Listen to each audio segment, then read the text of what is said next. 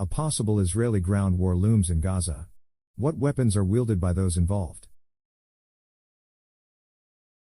Jerusalem. An Israeli ground offensive in the Gaza Strip would further escalate the war raging since Hamas launched its unprecedented attack, killing hundreds of civilians. A ground invasion also would threaten to draw in the Iranian-backed Lebanese militant group Hezbollah from the north. The United States has deployed one aircraft carrier group to the region, with another on the way later this week, reflecting concerns of a widening conflict and meant to establish a force that deters Iran and others.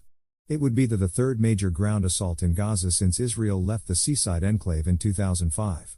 Here's what is known about the weapons of those who would be involved. Israel's military has long been supported by the United States, with $3.3 billion in congressionally mandated annual funding, plus another $500 million toward missile defense technology. Israel is one of the best armed nations in the wider Middle East. Its air force includes the advanced American F-35 fighter jet, missile defense batteries including the American-made Patriot, and the Iron Dome missile defense system. Israel has armored personnel carriers and tanks, and a fleet of drones and other technology available to support any street-to-street battles. Israel trains soldiers on such techniques at its Urban Warfare Training Center, known colloquially as Mini Gaza. Israel has some 170,000 troops typically on active duty and has called up some 360,000 reservists for the war, 3/4 of its estimated capacity, according to the International Institute for Strategic Studies. Israel has also long maintained an undeclared nuclear weapons program. Hamas, the rulers of the Gaza Strip since 2007, do not have the billions of dollars in aid and advanced weaponry of the Israeli military. But the surprise weekend attack included militants on paragliders and grenade-dropping drones, and Hamas can leverage guerrilla warfare tactics that could make any ground assault dangerous for Israeli troops. Hamas has 15,000 to 20,000 fighters, the International Institute for Strategic Studies estimates.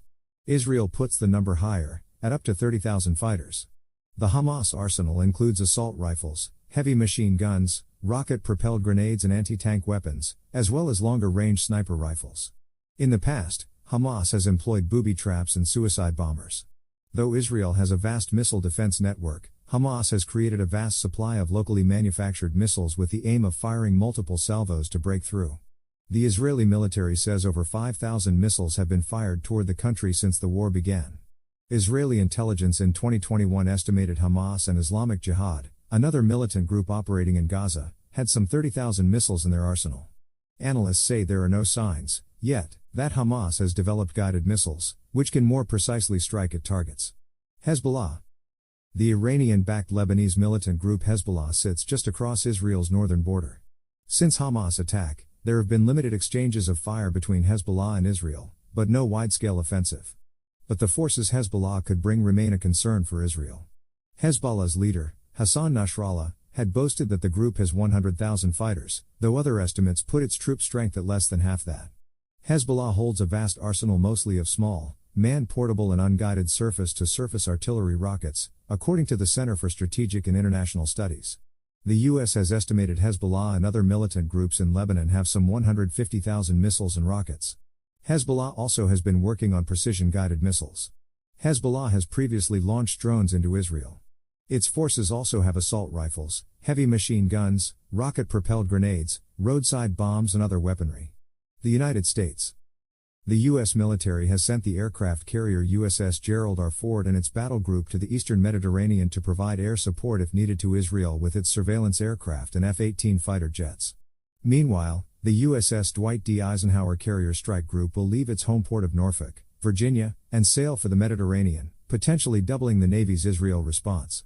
The U.S. military also maintains a vast network of bases across the wider Middle East. However, because Israel's punishing airstrike campaign on the Gaza Strip has inflamed anger among Muslims in the wider region, the U.S. will likely be asked not to fly any potential air missions out of those nations. That would force the Pentagon to rely on carrier-based launches to provide any support to Israel it may need.